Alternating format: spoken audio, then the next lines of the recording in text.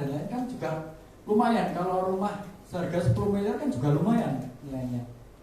Dan tanah juga, tanah ada juga Balena, tapi walaupun nggak besar, tapi kalau di kota besar kan otomatis juga banyak untuk biaya-biayanya. Nah, saya ingin ngasih konsep di situ.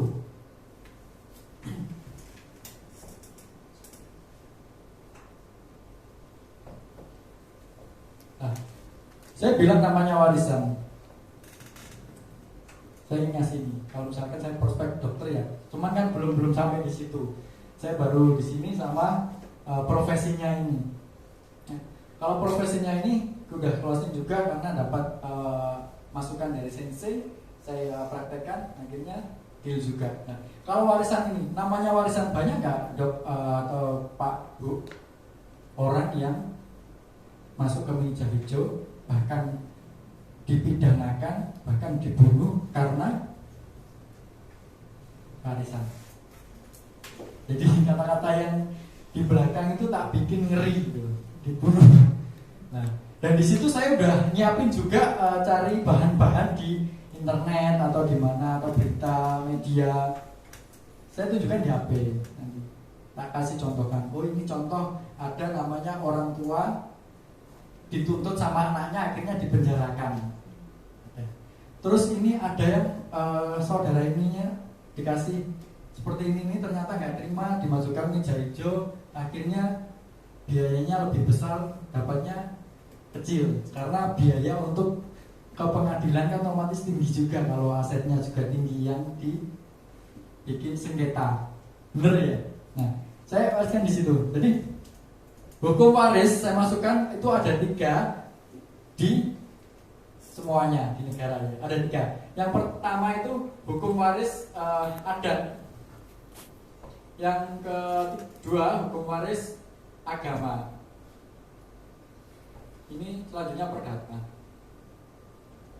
Nah, dari 3 hukum waris ini yang paling ngeri yang mana teman-teman? Yang pertama ya, karena saya bikin ini. Kalau adat mau nggak mau harus segitu, nggak boleh namanya protes. Kalau agama ya sesuai ini syariatnya agama itu seperti apa aturannya. Biasanya yang lebih gede itu anak laki-laki. Kalau misalkan nggak punya anak laki-laki, masih punya anak perempuan, pamannya juga berhak dapat. Kalau dia tahu dan nuntut. Kalau misalkan anaknya masih di bawah umur, pamannya pasti ngikutin. Karena untuk anak di bawah umur kan belum bisa untuk dikasih warisan yang besar. Kecil pun juga bisa karena masih kecil, belum waktunya. Dan di sini pamannya ikut. Nah, katakanlah contoh, teman-teman punya keponakan, orang tuanya kaya raya, anaknya masih kecil, kecelakaan meninggal. Dibilangin, itu ponakanmu, bantuan urusan untuk itunya, warisannya. Nggak mau kan belum tahu kalau punya warisannya besar. Enggak, itu warisannya gede loh, hanya 1 triliun. Mau nggak ngurusin? Mau, diasuh. Ini hartanya masuk, mamanya itu yang ngurusin. Nah, saya masuk di situ. Kalau hukum perdata, ya sesuai nanti yang menang yang mana. Dan tambah lagi yang satu ini wasiat.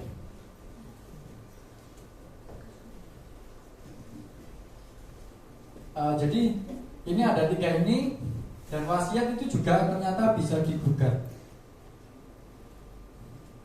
Jadi walaupun kita udah dikasih wasiat sama orang tuanya, nanti anak saya kalau dia sudah menikah, saya turunkan sekian itu nanti juga bisa digugat juga. Ternyata bisa dimentahkan lagi. Karena kemarin saya dapat info juga di Singapura itu negara yang udah hebat dan peraturannya itu juga udah luar biasa, tapi bisa dibuat apalagi di Indonesia. Nah, di sini ini yang tak pakai. Jadi nanti masuknya kontra uang pertanggungan ini, dan nanti saya masukkan ke warisan yang saya angkat itu poin 4 itu. Jadi hukum waris, adat, agama, perdata, dan wasiat gitu. Nah, dan di sini enaknya kalau kontrak uang pertanggungan itu nggak ada namanya biaya pajak. Nggak ada namanya biaya pajak, biaya perawatan juga nggak ada. Dan ketika kalau beli misalkan sekian miliar, otomatis kan preminya nggak segitu. Dan kembali lagi namanya risiko kehidupan. Orang merencanakan sudah bagus, tapi ternyata di tengah jalan game. Ini C yang ingin saya masukkan C. Ada yang ditanyakan lagi C? Sebenarnya saya lupa sih mau ngasih ini. Walaupun C tanya, jadi ini saya infokan di sini. Oke, ada yang ditanyakan lagi, teman-teman? Oh, nggak terasa ya udah jam 12. Ya, gimana? Diselesaikan dalam 1 bulan. Nanti kerjanya 7 bulan, diselesaikan dalam 1 bulan dan langsung capai 1 juta. Iya. Berarti kan 1 bulan sampai 600 juta. 400. Ya, 400-an lah, 400-an. Nah, nanti benar-benar dari kanvas. Iya, dari kanvas. Rumah itu atau yang dulu Dari kanvas. Dari dokter gitu. Dari baru. Jadi kasusnya kalau nggak tahu modelnya rumah sakit semua iya. atau Ini nanti mau tak kasih yang di rumah sakit juga. Oh, iya. Ini ya pernyataannya luar biasa. Siapa namanya tadi? Beliau plus dong buat Bella. Luar biasa sekali, bagus sekali. Nah, tadi saya Januari sampai awal Agustus atau Juli akhir itu kan ada program dari Prudential tuh, campaign sama Dio ya. Nah itu klien udah tak bukain. Jadi dapat EP 300 berapa gitu, pokoknya 300 lebih sedikit. Nah, ternyata setelah itu saya mau cari ide lagi tuh nggak tahu, karena kan yang dibahas cuma ini. Semua kalau saya sama dokter saya nggak ada konsep seperti ini. Sebenarnya ini konsep ini baru yang saya dapetin sih dari sensei itu. Makanya saya bisa aplikasikan yang nomor 2 ini ke atas. Kalau saya hanya jualan askes saja, saya nggak jualan yang atas ini. Kalau kita jualan penyakit kritis, kalau jualan meninggal, kan orang nggak mau beli kalau kita nggak punya konsepnya. Nah di situ. Kalau saya hanya jualan askes ini, otomatis dari klien saya yang pertama ini, yang saya dapat cuma ini, 24 ini sama ini. Yang ini kan enggak. Ini kan ya lumayan juga kalau ditambahin 140 sendiri IP-nya gitu. Jadi nasabah saya klien saya nggak banyak, tapi dari klien 1 itu minimal 3 polis nanti yang saya bentuk di tahun pertama. Nah, nanti tahun kedua ada lagi. Nah, kenapa saya seperti itu? Ketika saya mau jual sama prospek dan klien, otomatis saya lebih enak ke klien karena dia sudah ambil namanya produk saya. Kalau saya prospek kan mau mulai awal lagi, dia belum ambil produk saya, otomatis kan saya mulai berdarah-berdarah lagi untuk membuka mindset orang ini. Nah di situ. Nah, itu C yang pertama. Terus yang kedua, tadi gimana caranya kanvas. Nah ini saya sampaikan. Ini sampai jam berapa saya? Jam 3. Semua saya di sini. Ini ya. Ini kita sambil guyonan sedikit-sedikit ya biar nggak ngantuk ya. Nah, ini yang nomor 2, saya kanvas ke rumah sakit. Biasanya saya analisa dulu rumah sakit itu untuk ganti shift ya. Kan ada shift 2, 1, 2, 3 ya. Saya tunggu di tempat-tempat kantinnya rumah sakit atau di mana. Saya coba untuk mengenal salah satu dari perawat itu. Nah, kalau di Surabaya kita mau masuk di rumah sakit, kalau nggak punya tujuan yang jelas, boleh masuk nggak? Nggak boleh ya, sama, nggak boleh masuk. Makanya saya cari di daerah kantin di mana yang ada tempat nongkrongnya para perawatnya.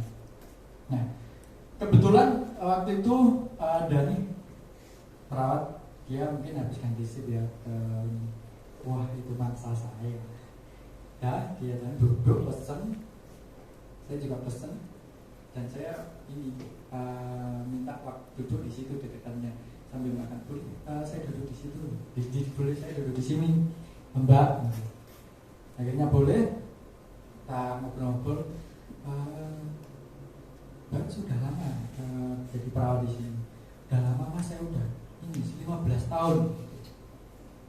Dan 15 tahun, wah, hebat ya Mbak ya, menghadapi pasien yang bermacam-macam. Ada seperti ini. Setahu saya kalau seorang perawat itu kerjanya itu super sekali. Kadang ada pasien yang sakit yang bersihkan kotorannya, atau itu kan ada juga di situ. Nah, saya di situ. Cuman setelah saya makanan belum datang, saya ngobrol sedikit di situ. Dan makanan datang, saya nggak nanya, makan dulu sambil ngobrol sedikit, nggak terlalu banyak. Ya takutnya ganggu juga dia. Nah, setelah itu saya tanya-tanya, Mbak, kalau di sini udah punya ini ya, namanya askes mesti ya. Saya bahasanya askes saja, soalnya biasanya orang kalau ke kesehatan, dokter, askes itu asuransi kesehatan. Jadi saya nanya, oh askes itu asuransi kesehatan, jadi ya sama aja askes. Ya punya BPJS. Terus menurut Mbak, ya gimana pelayanan BPJS? Ya seperti itu Mas. Anak saya kemarin waktu sakit itu penanganannya lama. Terus obatnya juga ini obat-obat generik. Gitu ya. Kebetulan saya di sini, nama saya Wahyu, saya konsultan finansial. Jadi saya punya klien dokter-dokter sini, pokoknya agak nyemplung sedikit lah.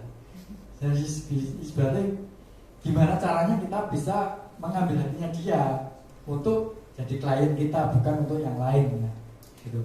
Jadi saya bilang seperti itu. Nah, saya itu Mbak, ini saya punya usulan, ada kartu on bill. Kalau untuk pendidikan anaknya sudah direncanakan apa belum? Belum. Jadi kalau mulai masuk, ternyata saya cerita-cerita, ketemu lagi. Ya udah Mbak, makasih ya. Ini saya lagi ditunggu sama klien saya mau ke rumah sakit ini. Ya wis jual mah itu, tak kasih kartu nama saya. Nah kebetulan saya sama Sensei itu disuruh kartu nama nggak prudential, tapi kartu nama untuk konsultan. Tuh.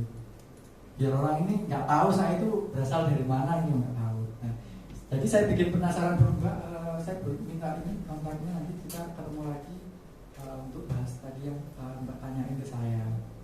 Nah, disitu tanya-tanya, alhamdulillah saya kasih konsep seperti ini, dia langsung satu keluarga ikut. Jadi anaknya 2 sama suami istri jadi 4 polis. Nah, disitu orangnya tak belikan jam fosil asli, tapi nggak KW, asli tapi nggak di counternya lah.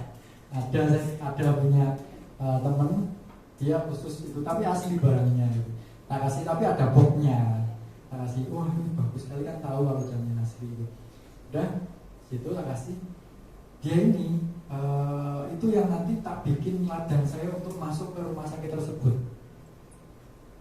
Jadi prosesnya seperti itu, nggak langsung saya masuk ke rumah sakit. Nah setelah itu saya tak tanya, Mbak, kan udah jadi klien saya, Mbak piketnya hari apa hari ini? Oh saya Senin, kalau gitu jam sekian gitu.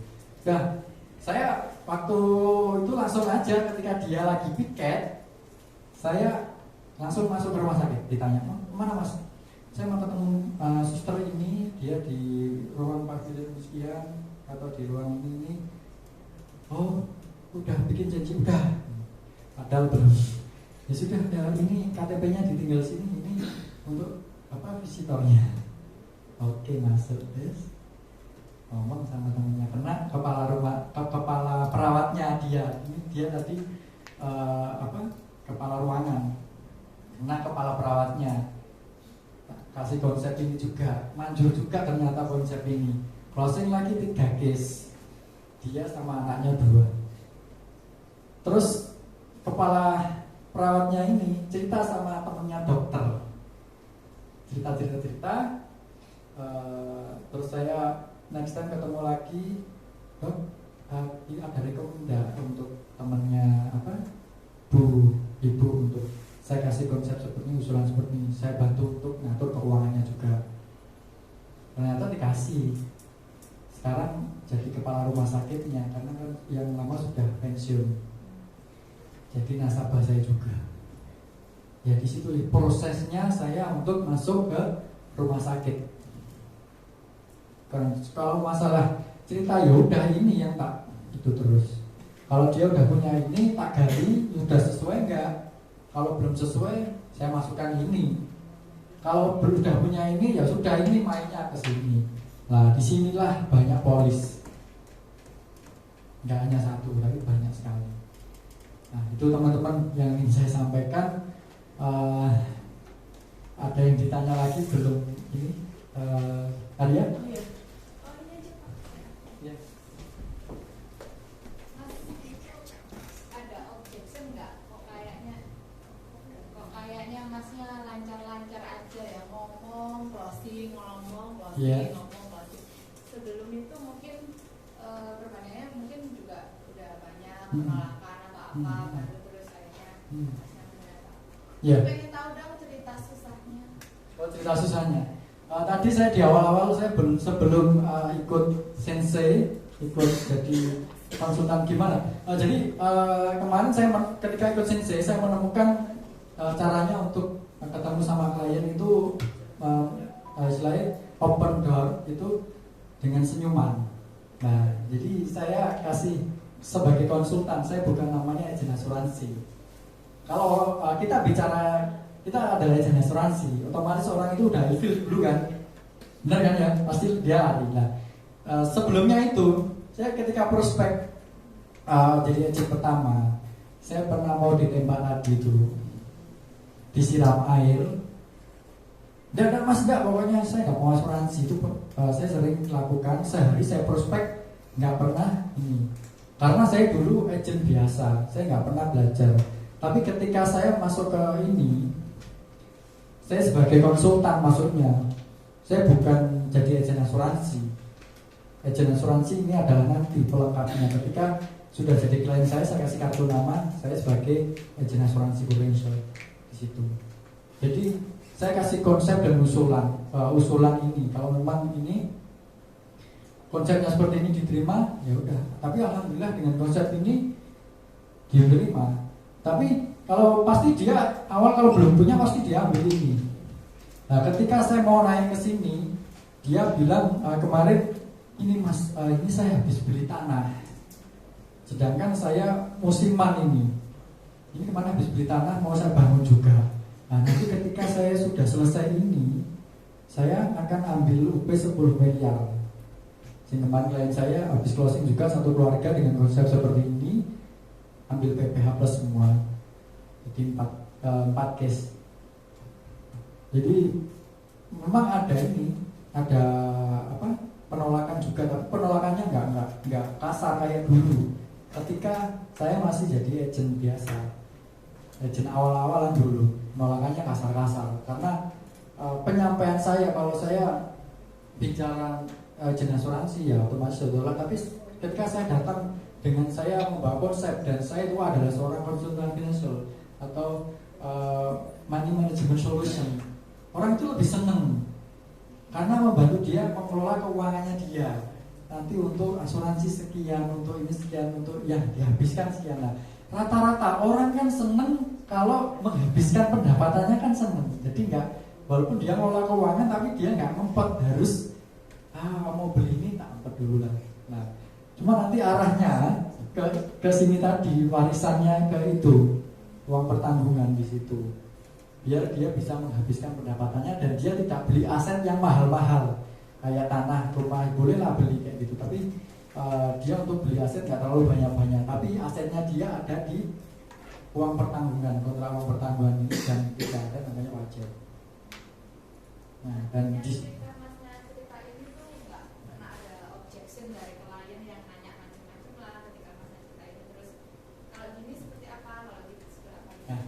kalau dia nanya, Mas, misal nih saya ikut di sini, duit saya gimana nanti? Apakah kalau nggak ada klaim duit saya balik? Loh Pak, di sini Bapak di sini tujuannya untuk ikut kesehatan apa? Di sini namanya investasi kesehatan, Pak.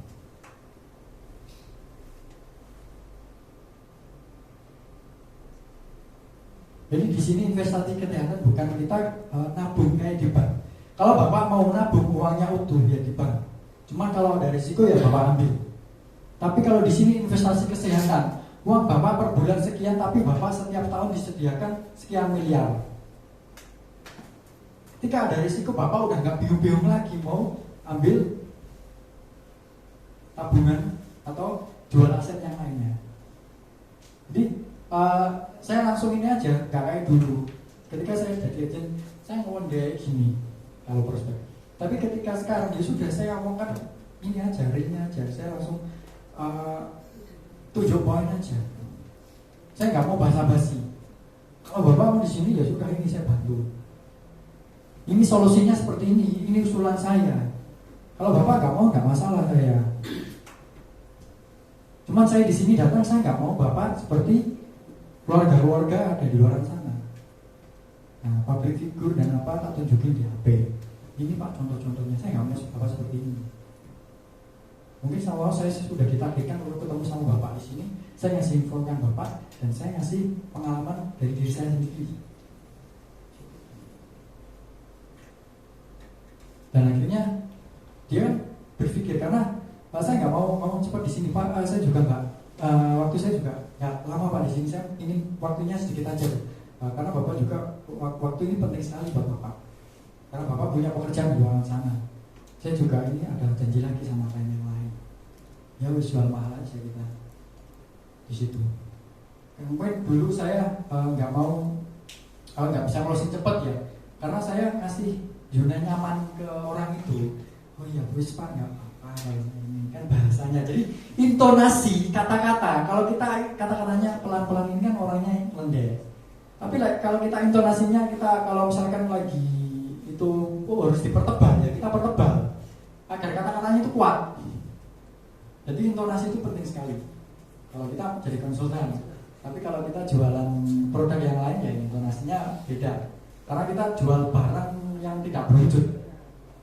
Kalau kita jual barang yang berwujud, kayak contoh mic, mic-nya ini Pak, suaranya itu enak banget. Ketika kalau Bapak ngomong, jadi mic-nya suaranya nggak enak, tapi kalau masuk mic ini, kalau ngomong di mic ini suaranya pasti saya jamin enak.